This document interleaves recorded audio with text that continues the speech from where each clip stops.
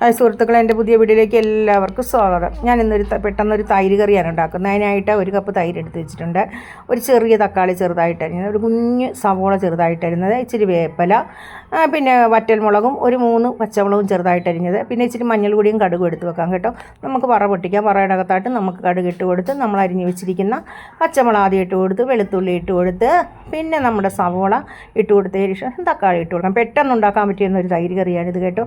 തേങ്ങയൊന്നും വേണ്ട. നിങ്ങളിത് ചെയ്ത് നോക്കണം. ഇഷ്ടപ്പെട്ടാൽ സബ്സ്ക്രൈബ് ചെയ്യാനും ലൈക്ക് ചെയ്യാനും ഷെയർ ചെയ്യാനും മറക്കരുതും കേട്ടോ സുഹൃത്തുക്കളെ. ആ ബെൽ ബട്ടൺ കൂടി ഒന്ന് അമർത്തണം. നമ്മൾ ആ എല്ലാം ഇട്ട് കൊടുത്ത് ഇച്ചിരി മഞ്ഞൾപ്പൊടി അത് കഴിഞ്ഞ് ഇട്ട് കൊടുക്കണം. ആവശ്യത്തിന് നമ്മൾ തൈര് ഒഴിച്ചതിന് ശേഷം ആവശ്യത്തിന് ഉപ്പ് ഇട്ട് ഒന്ന് പതിയെ ഇളക്കി, നന്നായിട്ട് ചൂടാകേണ്ട, ഒരു ചെറു ചൂട് വരുമ്പോൾ നമുക്ക് ഇറക്കി വെക്കാം കേട്ടോ. നല്ല സൂപ്പർ തൈര് കറിയാണ്. നിങ്ങളെല്ലാവരും ഒന്ന് ചെയ്ത് നോക്കണം. നിങ്ങൾക്ക് ഇഷ്ടപ്പെട്ടുവെങ്കിൽ ആ ബെൽ ബട്ടൺ കൂടി ഒന്ന് അമർത്താൻ മറക്കരുതേ സുഹൃത്തുക്കളെ.